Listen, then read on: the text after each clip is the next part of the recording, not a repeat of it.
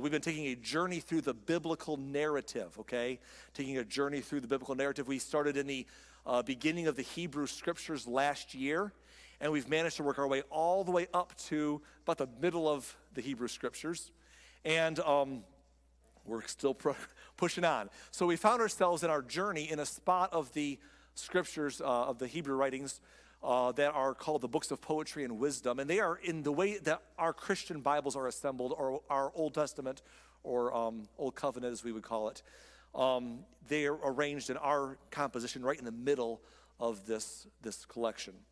And there are 5 books of poetry and wisdom. We've talked about several of them already. I'll put them on the screen for you to remind you. There's Job, Psalms, Proverbs, Ecclesiastes, and Song of Solomon. We've already covered several of these, and we are not going to spend time on all of any more than them, but we're going to cover one that we've not tackled yet today, and that is going to be the book of Job. Job is our conversation for today, and for next week. It takes us 2 weeks to cover Job. Now, before I get started, Job is a very unique book. Of all the books of poetry and wisdom there, it's very unique. Style is unique. In fact, I hesitate to mention this, but I want to say this for those of us who nerd out about it. There are different people of different theological traditions that debate whether Job was a real literal person that lived and experienced these things, or whether this is a book of wisdom that created a story or a narration that sets the stage for a philosophical conversation carried on through Job. And the majority opinion of scholars through the centuries, the Hebrew scholars and others, is that Job was a real person, literal person. I could make that case at length today. There's a minority view amongst scholars and theologians that it's symbolic and it's the stage of wisdom literature to teach something. I'm not going to, there's a good case for that to be made too. I'm not going to answer that question today because that's not what I'm here to do. I've learned when it comes to these things, my opinion only matters if you agree with it anyhow. So not you, but people in general. So anyhow, most importantly, I wanted to acknowledge that so that for those of you who would get into that space, you could agree to set that issue aside. Set the issue of Job's origin and background and when and where and how. Just set all of that aside. Because either scenario, what is the purpose of the book of Job? And the application of Job is the same in either context. It's the same either way. And so I want us to look at what it's teaching us and put the other questions on the side so we can tackle, because the book of Job tackles an issue. The book of Job is often used to address the issue of suffering in the world. And that's a big topic. And people really wrestle down their view, especially their theological views of suffering in the world. They believe in a God who is omnipresent and omniscient and omnibenevolent and omnipotent, but also try to reconcile suffering in the world around us, and how do you put those things together. And there are some who, we have very cookie-cutter storybook answers because we just want to make it clean and just because, okay? And that's all you can do sometimes. And there are others who are just as driven to say there is no God. And sometimes the skeptics against God do in their arguments here what people often do. They'll say there is no God and he's a jerk. Which is it? I don't know. Kind of like what we do with things we don't agree with, or people or issues or politics we don't agree with. You're both a malevolently evil mastermind and you're an incompetent moron at the same time. I don't know which one is true. So God doesn't exist and he's stupid. He's mean. But the other argument is, no, there is a God and he's good. But then how do you reconcile God's good with suffering in the world? How do you figure that out? And so I don't have a satisfactory answer for you today. I know that this is not a trip up to my own faith journey. There are other issues in the Christian story. There are other Christian theological issues that do trip me up a little bit. If I'm being honest, they can mess with my head. This is not one of them. I'm okay with this question with my framework. Also because I've realized that people who would use suffering to discredit the existence of God don't have a better answer. And here's something we should all remember. It's always easy to poke holes in another theory. It's easy to poke holes in a belief system. It's to poke holes in a business model or a worldview, a political view. It's easy to poke holes in anybody else's something. It's a lot harder to create a better framework, right? It's always harder to create a better framework. And people get way too much credit for being good at poking holes in an idea. But anyone can do that. That's not like that doesn't mean I'm smart just because I can tear something down. Whenever I see someone tear down the view of God because of suffering in the world, those are easy holes to poke in anything. But I always ask, what is your worldview? Give me a better framework. And what I found is that there are no better answers that are void of faith or large leaps of assumption. And honestly, there's only hopelessness and despair and very unsatisfactory ideas. And so for me, it's not a hard thing. My Christian framework and our Christian framework, the idea of the gospel that God is love, that's what the gospel, the good news is all about. The good news of God's love permeates a framework that I want to rudimentarily lay out at the beginning here today. That God is love, that in love God created. In love God created everything, the world, and he created you and me, and we have life today because God gave us life in love. That in love God created, that in love God gave us freedom to choose. There's a term for that. It's called personal agency. That God gave us agency. So we have a choice. We're not robots. We're not puppets on a string that have no say-so in what we do. We have the agency to make choices. But the problem with choices is, and by the way, we're thankful. We all want that. No one wants to be controlled. But the problem with choices is choices lead to outcomes. Choices lead to consequences. And God who says, I made you, I put you in this world I created. Here's the sandbox. Here's how you to treat yourself and others in the world in which you live. We have the choice to do otherwise. And that's the gift of love, but it comes with a mess. It comes with the consequences. And we've brought harm to ourselves and to others and to the planet upon which we live. Some of those problems we've brought are very directly traceable. Very easy to connect the dots between bad choices and suffering directly. Some of it are further out. It's like a rock in a pond where the ripples spread to you can't tell where they came from. That brings disease and devastation to the planet or whatever you might want to believe. Ultimately, all of this is just a fallout from the choice that God gave us out of love. And I know that we would like to blame God. We want freedom of choice, but freedom from consequence, but you just can't play that game. It doesn't work that way. And God lays it out for us and says, here's the plan. I'm going to give you life. I'm going to give you freedom. And it's going to be messy, but that's what love does.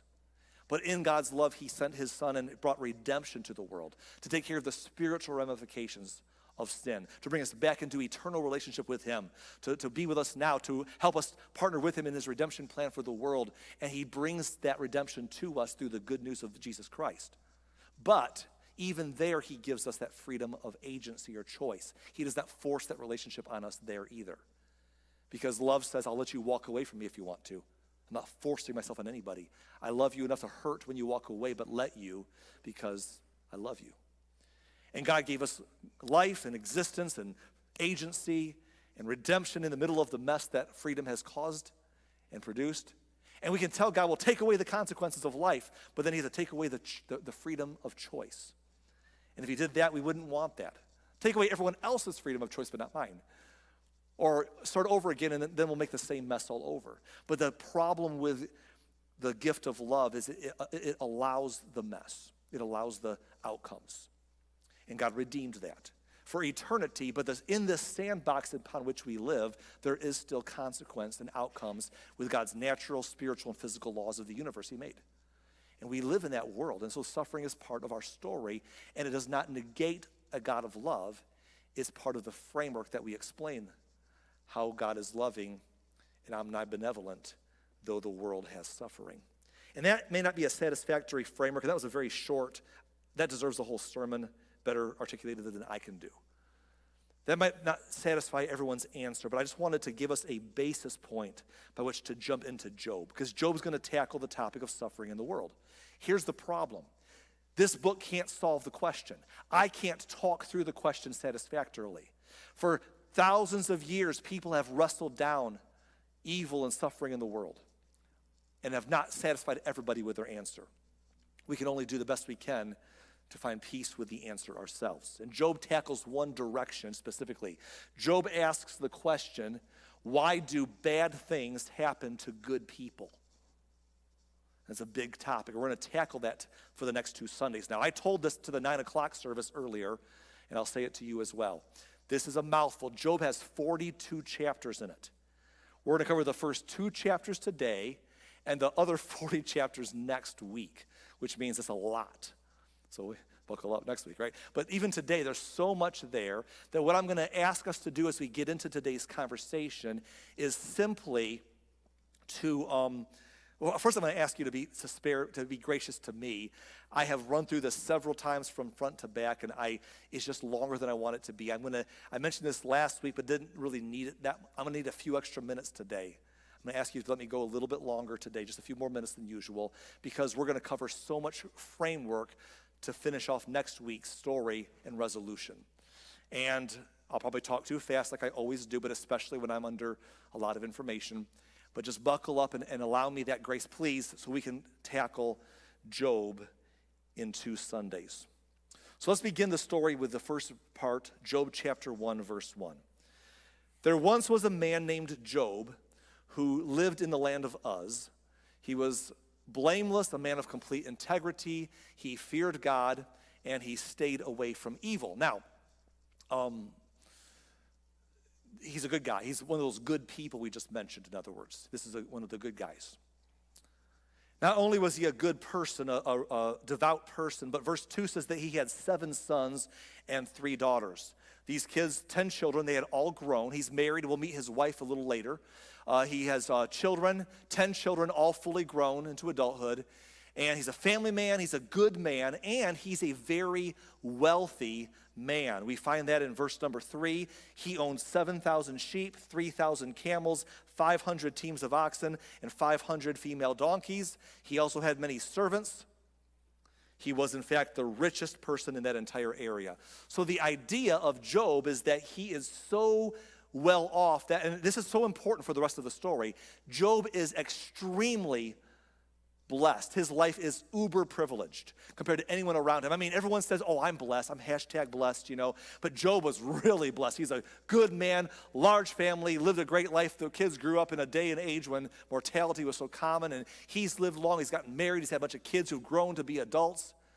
And now he is wealthy beyond anyone else, richest man around. He has extreme amounts of blessing compared to anyone else in the world. He's lived a pretty good life. It says in verse 4 that Job's sons would take turns preparing feasts in their homes, and that they would also invite their 3 sisters to celebrate with them. The kids are grown, they have their own houses. Brothers take turns hosting the party. Sisters come join all the brothers. Notice who was not invited to the party? Mr. and Mrs. Job. Because who wants your lame old parents there for that, right? So apparently they're at home watching network TV and everyone else is having a party. But anyhow, they're having a feast in their home. It says when these celebrations ended, sometimes after several days, Job would purify his children. What does that mean? Well, he would get up early in the morning and offer a burnt offering for each of them. Why? For Job said to himself, perhaps my children have sinned and have cursed God in their hearts. This was Job's regular practice. So in ancient culture, many religions back in those times would believe in animal sacrifices to appease their version of deity, of the things that maybe has made them mad or to win their favor. And Judaism was no exception. Obviously, when Jesus comes along, those practices stop. As Christians, we don't do that, but those are in ancient times very common, including in Judaism. And Job may not have even been a Jewish person, according to the story. That's a whole conversation. But either way, he is recognizing God and saying, I'll make sacrifices in case my kids are doing bad stuff at their parties. These long parties, like who knows what they're ingesting or what they're doing or what they're saying or how they're behaving. Now you know why Job wasn't invited to the parties, by the way. Okay, now it's clear why he wasn't invited. He'd be like, oh no, what are you doing? They're like, oh man, who invited him? So, he just stays at home and worries and offers his sacrifices. But here's the thing about Job. Job is a good man, and I want you to see that about him in the story. Now we're going to shift gears to a very peculiar scene, from the scene of Job's life to the scene of a heavenly platform that is unlike any other layout of a view of heaven anywhere else in Scripture. It's one of the things about this book that people talk about. It's just a setting that takes place in heaven according to Job that sets the stage for what's going to go on earth. It's a very unusual scene. Let's read it together in verse 6. One day, the members of the heavenly court came to present themselves before the Lord, and the accuser, Satan, came with them. So, God's portrayed in this story as being someone who is in a throne room like ancient kings would be. People can come into the courtroom if he raises the scepter, and somewhere in there Satan comes in to have an audience with him, although he's been kicked out of heaven before according to scripture elsewhere, but he's got access to come back. He's called the accuser. It means he accuses people. We're going to see that in a minute. Just remember that name, accuser, Satan.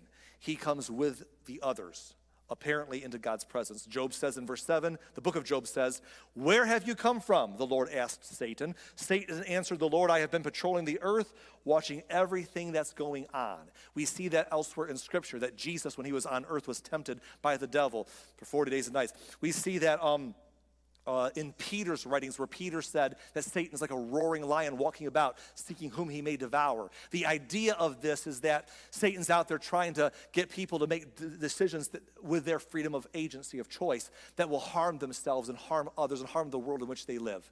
And as he tempts them to do that and cause harm, when they succumb, he celebrates and he rubs their face and accuses them, not just to themselves, but to God.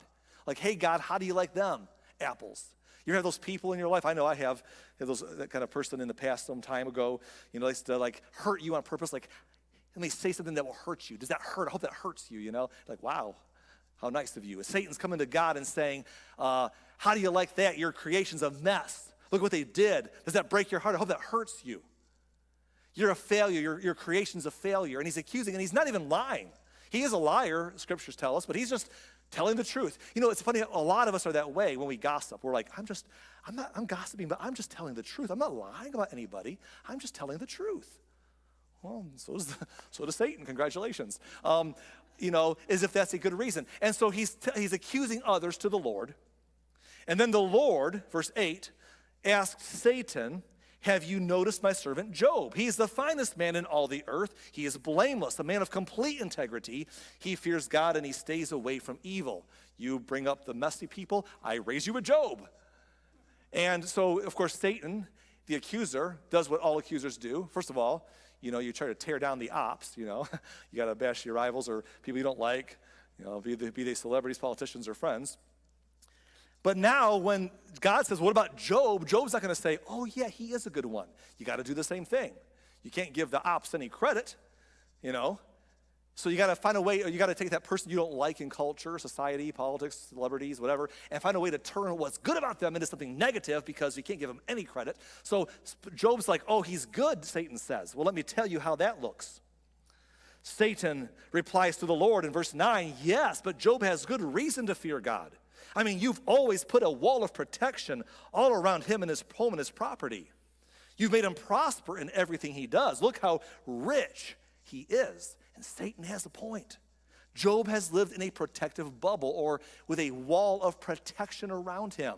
He's lived a charmed life, like all the things that happen to people in ancient times and in the world where mortality rate was so low and so death rate so high, amongst infants and adolescents and children and adults and families and thieves come and steal and heartache happens, and Job has been blessed.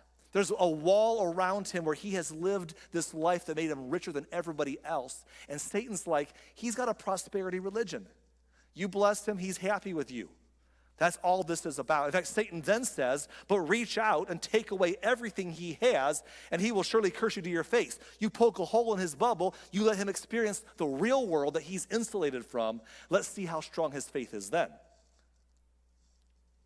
All right. You may test him, the Lord said to Satan. Do whatever you want with everything he possesses, but don't harm him physically. So Satan left the Lord's presence. And Satan leaves, and he says, I'm keeping the wall around his body, but go ahead and let the rest of the real world affect his real life. So Satan gets out of God's presence and he gets right to work. Job has lived such a charmed life, extremely blessed for so long, that he'll waste no time in tearing it to the ground quickly. And what happens next is a tragic story. We go back to the earthly scene. Let's pick it up in verse 13. One day, when Job's sons and daughters were feasting at the oldest brother's house, a messenger arrived at Job's home with this news. Your oxen were plowing with the donkeys feeding beside them. When the Sabians raided us, they stole all the animals and killed all the farmhands, and I'm the only one who escaped to tell you. To which Job's thinking, what in the world? Now, Job was well diversified. He had the donkeys, he had the oxen, but he also had sheep and he had camels. So he was a diversified portfolio. But this section of his wealth has been taken, the people have been killed, and he has suffered tremendous loss personally. But he's like, okay, that hurts, but we're gonna be okay. While he was still speaking, another messenger arrived with this news: the fire of God has fallen from heaven and burned up your sheep and all the shepherds, and I am the only one who escaped to tell you. What in the world? Fire from heaven? Like a meteor comes down and catches on atmosphere on fire? And I mean, what happened? On the same day as someone stole, what in the world?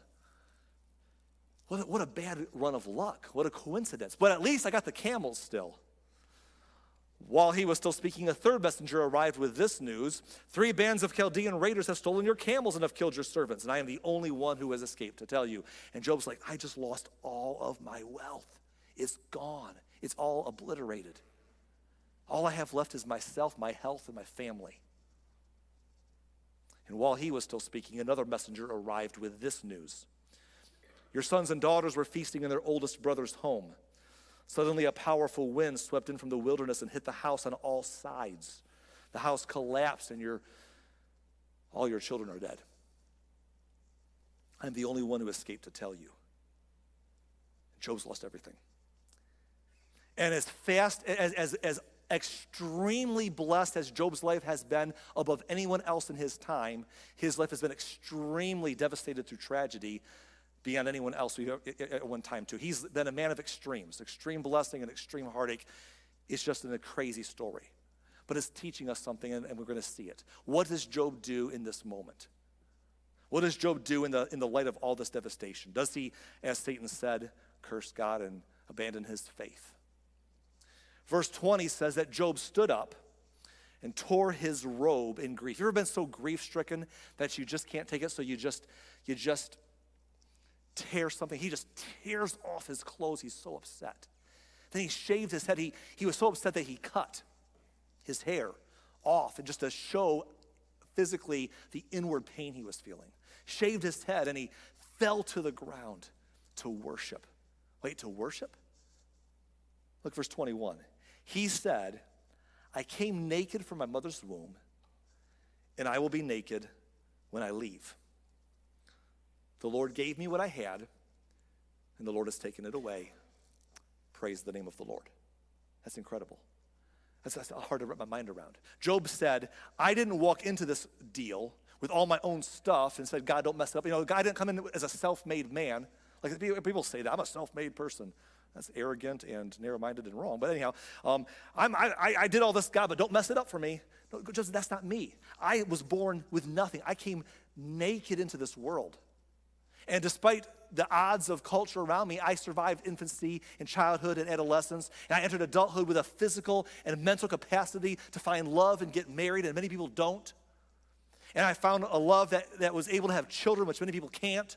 And we had 10 of them, and they all survived the mortality rates of the world around us into adulthood, which many people never experienced. And we raised them their whole lives, and now they live on their own. And I've lived an incredibly charmed life. I am rich, whether I inherited it or built it or a little bit of both. I've had the capacity beyond me to help me work and be industrious and be smart. And God has given me the capacity to be uber rich my whole life. I didn't start with any of it. I had nothing. And when I leave, I'll have nothing. I'll have a box to put me in, and nothing goes with me. But the Lord has given me all that I've enjoyed in my life, and now the Lord has seen fit to take it away, and I don't know why. But praise the name of the Lord. That God's name and praise is not as fickle as how my day-to-day life is going. It says in all of this, Job did not sin by blaming God. And that word sin is tossed around in church world very weightily a lot. It just means Job did not do wrong in what he said in his suffering. And let's be honest, most of us when we're suffering, we say some wrong things. And then we usually say, God, I'm sorry about that later. I was upset, Job was exemplary. He did the right thing in his suffering. He said the right thing, which is hard to do. He chose to not misrepresent God or speak wrong about God as he grieved unbelievable loss. And in Job's story, what he was ultimately saying and showing us is his view that we're sharing today, his view that suffering is a part of living. Are you with me? That suffering is a part of living. We saw this, by the way, last Sunday, didn't we? We talked about Ecclesiastes last week. What did we see? That Ecclesiastes is the story how that to everything there is a season and a time to every purpose under heaven. That life is a time to be born, a time to die, a time to plant, a time to harvest, a time to work really hard, a time to sit back and enjoy what's harvested, a time to gain and a time to lose, a time to win, a time to celebrate, a time where we suffer, a time where we enjoy and embrace, and a time where we see things walk away from us. That when you live long enough, and if we have been gifted with life and have lived long enough to experience many years, we all experience all the different seasons of life, including suffering in a broken, sinful world, is just part of what happens. That everything in life is undeserved, every good thing as well, because we did nothing to earn our existence in the first place. And we've entered a world by God's love that we've been given the freedom to operate with our own agency and take the mess that has brought and the good that has brought and live with all parts of life, including suffering. And Job's was extreme, both ways. But Job is taking on the question that we asked earlier. Why do bad things happen to good people? And that's a question people often wrestle, but I want to make a suggestion today before we move on, that question is a little bit, it's built on a bad foundation, if I can say that. It's built on a bad foundation. Because the assumption, the premise of that question is that we're all good people. Like I'm good, and therefore I only deserve good, and therefore if I don't get good, then it's not good. And if God doesn't bring good, if God allows not good to come to me, then he's not good because I'm good. That God's job is a genie in the bottle to make sure that someone as awesome as I am, that he was lucky to have created, has everything I want because I'm good, and therefore why would life not be good? Now we wouldn't say it that way. I'm extrapolating an emotion to its extreme to show us that the premise is faulty. That God exists to take on my wishes. And really, in some ways, our theology becomes twisted because we want God to give us liberty to do what we want, whether he likes it or not. But we don't want him to have the liberty to do what we don't want, whether we like it or not. It's almost like that manipulative person in your life. You'll have a narcissistic person you know. They never know they're narcissistic. They think other people are. Because all of us probably have narcissistic tendencies in us, let's be honest, somewhere. But we don't think of it that way. But think about a manipulative person. Maybe it's a father or a mother or a son or a daughter or a brother or a sister or a employer, employee, co-worker, friend. The kind of person who always says to you, if you really cared about me, you do what I want. If you really love me, you let me have my way. If you love me, you let me do whatever I want to do, but also you would do whatever I want you to do. Those people, and you're like, how do you live with someone like that, But people like that, they get their way a lot in life because people just work around them. But in the end, you end up alone and bitter and old, right? Someday. But in a way, that creeps into our theology. We're like, God, I'm supposed to believe in you and that you're a God of love. If you're a God of love, then you will let me you'll let me reject your will for my life and do what I want to do, and you'll love me no matter what I do because you're love. But also, you'll do what I want you to do if you're a God of love. So I don't have to do what you want me to do, and you're going to be good with that because you're loving. But you have to do what I want you to do, or else you're not loving. Why would bad things happen to good people? It's a very twisted around framework that we assume ourselves as almost like we're the God. And God is loving, and he is serving us, and he is sacrificial. But that's no relationship to say, this. If that's true, then it must go my way, both ways. I do what I want, you accept that. You do what I want, you accept that. And so the question, why do bad things happen to good people, is flawed on some level because Job flips the question on its head. Job asks the question, why do good things happen to any of us? Like, why does any of us have the blessings of life? Why have we ever experienced anything in life that's good when we could have not existed or not lived very long or had anything along the way? All of the good things that have happened, are those our rights that we have a right to demand from God? Dance, monkey, dance, monkey, dance, monkey, dance. Give me what I want. Be good, but don't be bad. Or do we look at God and say, I'll take the good, thank you. I'll take the bad. I'll accept that life is what life is, and you are good. Here's the wild part of the story. that Job found grace in his suffering when he gave God grace in his suffering. Think about that. When Job said, I don't know what God's doing, but I'm going to just believe that God has a bigger perspective than me, and there's more going on, and I don't know, but he's also been good to me, and I don't like this, but I'm going to acknowledge all of that, and I'm not going to have the answer, but I'm going to find some grace for God's direction. And in doing so, Job found some grace in his own suffering. That's an interesting perspective. I'd love to tell you that from right here, the story gets better, and it all turns around, and Job lives happily ever after. Unfortunately, it gets worse. Let's move to chapter 2 and cover the rest of the story for today.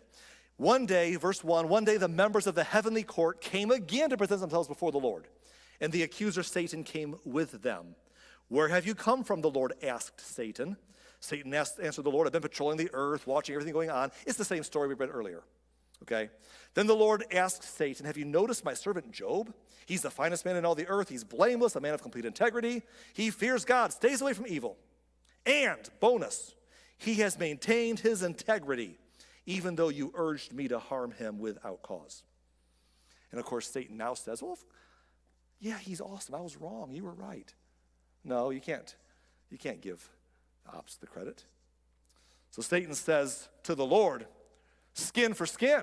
A man will give up everything he has to save his life, but reach out and take away his health, and he will surely curse you to your face. Take that bubble away too. Take that wall of protection down as well. All right, do with him as you please, the Lord said to Satan, but spare his life. This is the part of the story where I want to acknowledge a tension that you may be feeling, because I feel it. Like, what in the world? I'm supposed to think this is not an acceptable story. Whatever the story is being painted going on in the spiritual realm, I'm like, really? This guy? I don't like that. That doesn't land well. Maybe you just like go along and like, oh, it's fine. He's God. I just cringe at that. Maybe you do too. But I think that regardless of how we interpret the story that's being set up, the takeaway that we can all land on as we wrestle that part down in our modern, very blessed Western minds and human reasoning that is given by God, as we wrestle that down, I want you to just consider that maybe the bigger point here in this whole narrative is simply that there's more to the story. That what Job saw in his physical ailments and his utter sudden tragedies and his failing health was just what he saw affecting him. But over, unbeknownst to him, there's a whole conversation going on in the spiritual realm that he didn't see. And I'm asking any of us to like the story in the spiritual realm. I'm simply saying there was more to the story. And that's a perspective that we must consider.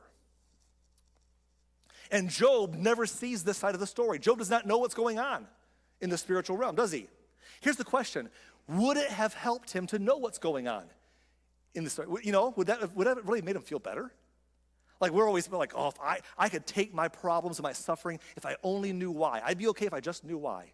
Would you? Would that have helped Job? Like, here's God. Hey, Job.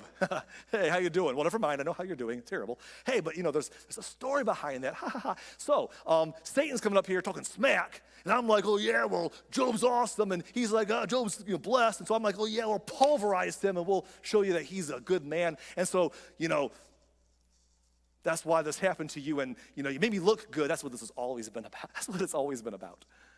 And Job's going to be like, oh, that's awesome. In that case, pulverize me again. Like, seriously, it's like, bring my family back and crush him again. Is that really a satisfactory answer?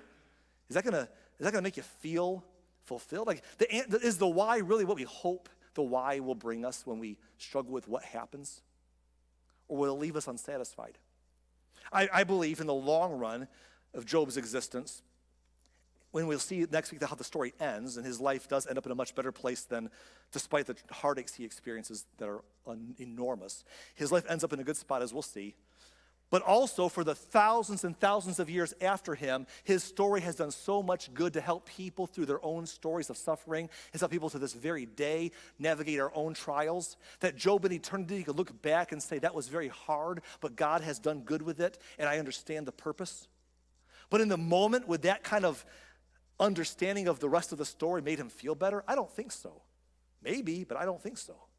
And would it help me to know why everything's happening the way it's happening in my life? Maybe someday, maybe I believe today that all things will work together for good to those who love God. Maybe in the grand scheme of it, I'll look back and it'll make sense one day. But in the middle of my suffering, Demanding to know why might not satisfy me because I might find fault with the answer. It's kind of like when someone has a different view of you about things in the world and they present their case to you. You're like, well, why do you believe that anyhow? Then they tell you, and then you poke holes in it. What you're doing basically is you're saying, I didn't really want to understand, I wanted to debate. And I can say, God, I want to know why this is happening, but it might not satisfy me. It might just give me a reason to debate why it's a stupid reason and leave me just as dissatisfied as I was before I knew why. And Job just understands here, we understand that there's just more going on than anyone can see. And I just want to say to you that possibly in your life and my life, there's just more to your suffering. And I hope that can in some weird way encourage you. There's more to the story. And when other people suffer, there's more to the story. So let that cause us to be slow to have an opinion. Job 2, verse 7, let's continue. So Satan left the Lord's presence and he struck Job with terrible boils from head to foot. Job scraped his skin with a piece of broken pottery as he sat among the ashes. His wife said to him, God bless his wife, by the way. His wife said to him, are you still trying to maintain your integrity? Curse God and die. I've been around the church world long enough to hear people put her down for saying this, and Job in the next verse does say she was talking foolishly, but he was not putting her down, I don't think. Let's give her a break here. Like she has, you know what's hard, maybe harder than suffering? Watching someone you love suffer, right? Let's be real. And she's lost tremendously herself, and now she's watching someone she loves suffer, and she's just done. She's like, just maybe you'll curse God, he'll let you die, and you'll be out of your misery. I can't take the pain I'm watching you go through. God bless this girl. But Job answers her in verse 10. He says, you talk like a foolish woman. Should we accept only good things from the hand of God and never anything bad? Hear that? Job's perspective was, should I say, yep, God, back up the truck with the good stuff. That's right. Now, that's right. More of that. Oh, no, none of that. I reject, I refuse that. He says, no, God has allowed me to experience a lot in life, good and bad. And in all this, Job said nothing wrong. And I know, I understand how hard it is. And I told you, there's no way to satisfy the macro view of God and suffering in this world. It's just not in a talk or a book or anything else. But as we consider Job, we may argue when we see suffering that God is bad if he doesn't stop it. But strangely, Job's point is that God is good even if he starts it. Isn't that weird? And it begs the question, do we believe God is good, or do we believe in God because he's good? In other words, if I believe that God is who he is, he's good, or if it's going good for me, if he's good to me, then he's good, and I believe in him if it's going my way. If that's the case, then it can change on any given day of my life. Oh, he's good today, he's not. He's real today, he's not. And it could go from day to day. It can go from season to season. Oh, he is, he's not. It can go from life to life, from person's life experience to life experience. But if it's that fickle, if the standard is that fickle, then let's be real. Then God isn't real, and he isn't good. If it's as fickle as how things are going for me, then then he's not good or he's not there, one or the other. But if God is there and if he cares, if he is good, then he's good, period. Even though in the life that he gave us in love and the freedom of agency he gave us in love and the redemption he brought into the consequences of our freedom in love and the offer he gives us still of freedom to choose in love is still his goodness. Or he's not good because he can't be good and bad depending on how my day or life is going at any season. In other words, I just want you to think about this. It's not on the screen, but think about this. Part of accepting that there is a God means accepting that there is someone who is larger and wiser than we are. If we accept there's a God. And I don't have to accept that there's a God. I said it last hour, I'll say it again. I can reject that there is a God. Doesn't mean he's not there if he is there. I can say that there is no God, doesn't mean he isn't there if I say that. Or I can say that there is a God, doesn't mean he's there because I said so. He is or he isn't, whether my opinion doesn't change what he is or is not. But if I'm going to come on a landing place in my beliefs that there is a God, if I'm going to accept that I don't understand him, I may have some major ramifications of what that might look like in my own view. But if I accept that there is a God, then part of that package means accepting that there's someone. If there is a God, that means there's someone who's larger than we are, who's wiser than we are, who has a bigger perspective, who has a better vantage point. And it just comes with a territory of something beyond my ability to put in my box. And that's what Job was saying in his suffering. I don't get it. I don't see it all. But God gave it, God took away, and I'm here experiencing the life many people experience. And that's how it goes. Now, I'm going to wrap up the last few verses of the chapter before this sets up next week's story.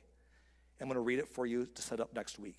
Chapter 2, verse 11. When 3 of Job's friends heard of the tragedy he had suffered, they got together and they traveled from their homes to comfort and console him. Their names were Eliphaz the Temanite, Bildad the Shuhite, and Zophar the Naamathite.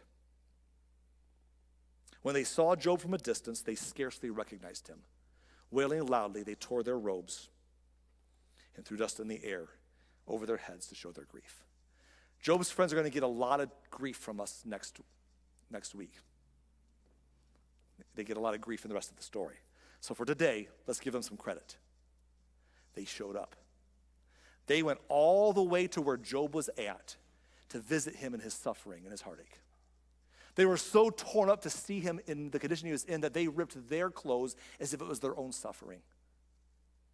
It says in verse number 13 that they sat on the ground with him for 7 days and nights. No one said a word to Job, for they saw that his suffering was too great for words. There's nothing to say. We're just going to show up and be here. That's pretty incredible. We give them some grief later, but they did what all a person could do for someone suffering. And as we pivot into that future lesson, as we get ready to wrap this up, I want it to let us come back to a couple of basic thoughts as we tidy this thing up today. That Job is a story where we can understandably be tempted to be skeptical of God. But that's not what Job did. Interestingly, we can look at Job's story and say, I got a beef with God about that. But interesting, the one who suffered himself didn't take that view. We can look at it and be skeptical of God, but Job himself, who experienced the harshness, did not take that view. And it brings me to a big thought I've had through the years, and that is that when we look at people who suffer in the world, when we are tempted to, be careful, when we're tempted to take someone else's suffering and use it as a case against God, be careful that we don't co-opt someone else's suffering to take away from them the faith that strengthens them through their suffering. It's not fair to come to somebody who's suffering and say, let me take your suffering and also use it to clobber down the God that gives you strength in your suffering, or to rip away the faith that gives you purpose and guidance in your suffering. It's not fair to call up someone's suffering to make a case.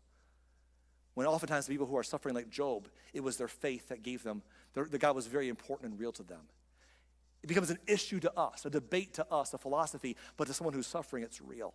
And that goes both ways. You go to someone who's suffering and say, you need to trust God. You know, I can preach a sermon like this on Sunday to an audience and teach something that we can think about in our mindset that our hearts can hopefully embrace when we need it. But this is not how you or I ever talk to someone who's actually suffering. Hey, let me tell you how you should see your suffering.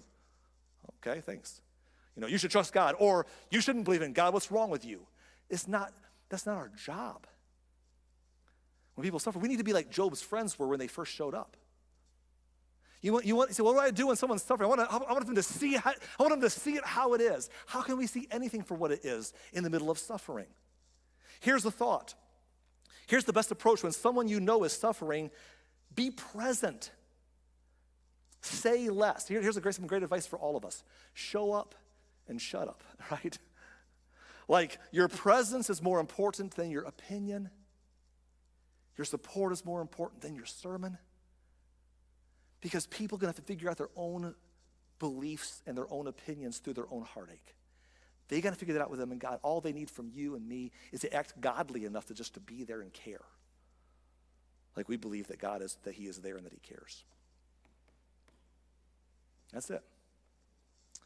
And so as we wrap this up today, I want to leave us with the last thought that Job was given earlier, that Job showed us earlier, that applies to you and me, maybe today and somewhere in our own journey. And that is this. I find grace in my suffering when I give God grace in my suffering. When I sit back and I acknowledge, God, I don't know why this has happened. I don't get it. I wouldn't have chosen that, but I also acknowledge that I've received a lot of good in my life that I also did not earn. I didn't come into this world with that right. You have blessed me immeasurably over and over again, and now I'm suffering. I'm in that season of life of maybe immense suffering. But I don't get it. But I know that suffering is a part of living. I know that God is good even if I don't experience good. And though I don't understand the rest of the story, I believe there's more to the story and that perhaps one day I will. And I don't know how that will work out. I don't have the answers or the little tidy bow around the package for you. But I'm just going to put some grace towards God in my suffering. And when I do that, when you do that, it gives us grace. It gives us something that keeps us from being just bitter. And we can turn to be very bitter and alone and old one day if we're not careful at how we treat any relationship and how we treat anything when life doesn't go the way we hope it will go. So give grace to others, give grace to God, and find grace for yourself in the life experience. And that's all I have to say for today. We'll finish the story next week, and it gets juicy from here. You don't want to miss that. But let's pray.